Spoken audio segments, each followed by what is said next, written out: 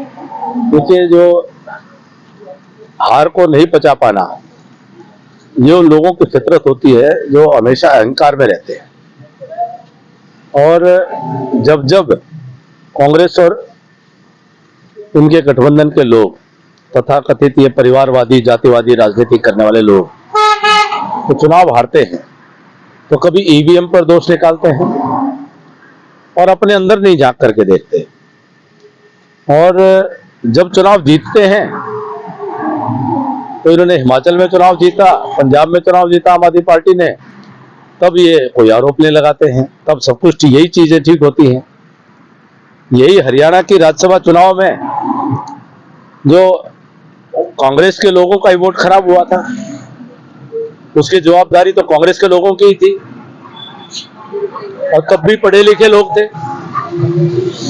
तो आज अगर उनके अपने वोटों में कोई कमी है, उनकी ट्रेनिंग में कमी है, तो इसका जवाब उनको अपने अंदर से लेना चाहिए। जिन लोगों के वोट खारिज हुए हैं उनसे पूछना चाहिए, और जिनके वोट खारिज हुए हैं वो तो अभी तक कुछ नहीं कह रहे हैं, आरोप कौन लगा रहे हैं।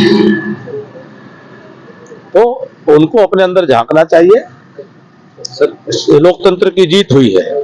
कांग्रेस नेता कुमारी सैलजा कह रही है कि भाजपा के अंदर गुटबाजी है और निरंतर गुटबाजी चलती रहती है, उनका भी बयान है। जिसकी जैसी अंदर की सृष्टि है उसकी वैसी दृष्टि होगी। कांग्रेस के लोगों की ऐसी ही अंदर की उनकी सृष्टि है। जिस कांग्रेस के लोगों की जैसी नजर है उनको वैसे नजारा दिखता है। कांग्रेस द्वारा सर प्रदेश में जन संदेश यात्रा निकाली जा रही है और आज जींद के अंदर ही पहुंच रही है जन संदेश यात्रा, उसको लेकर क्या कुछ कहना चाहिए? कांग्रेस पार्टी है कहाँ? न तो हरियाणा में पार्टी है, न पार्टी का कोई संगठन है। पार्टी के पांच अध्यक्ष हैं, पार्टी के अनेकों गुट हैं, पार्टी के अनेकों परिवारों के समूह हैं। न पार्टी की कोई विचारधारा है, न पार्टी का कोई गांव में काडर दिखाई देता है।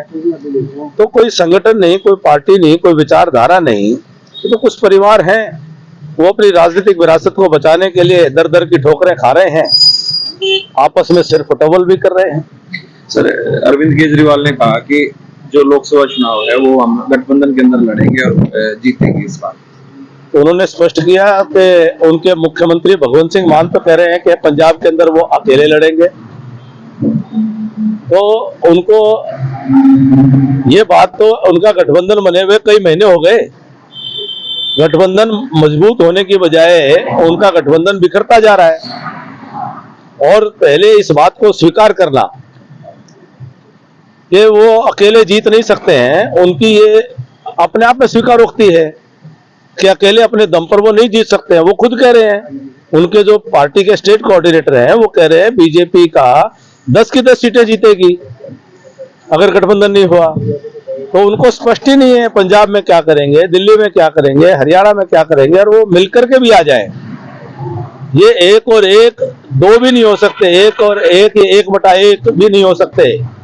ये तो ऐसा गणित है इनका, तो 1 और 1 मिलकर भी 0 होंगे।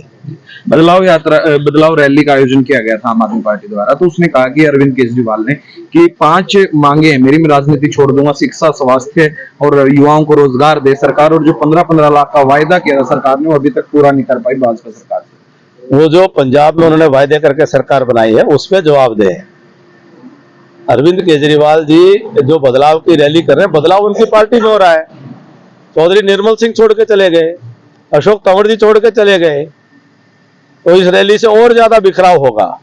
अजय चौटाला कहते हैं कि जो गठबंधन है जेजेपी का और बीजेपी का, उसका लठ गड़ा हुआ है एक किस्म से, और वो मजबूत है लठ की तरह, वो टूटेगा नहीं। अच्छी बात है, विधानसभा में बहुमत के लिए हमें उनके सहयोग की जरूरत है, और विधानसभा में बहुमत के लिए वो लठ गड़ाई रहे तो अच्छी बात है। सिर्फ लोकसभा के लिए बोल रहे हैं सर, लोकसभा में भी होने चाहिए। अभी तो राजस्थान में भी चुनाव हुए थे, उन्होंने अपने सिंबल पर लड़े, हमने अपने सिंबल पर लड़े।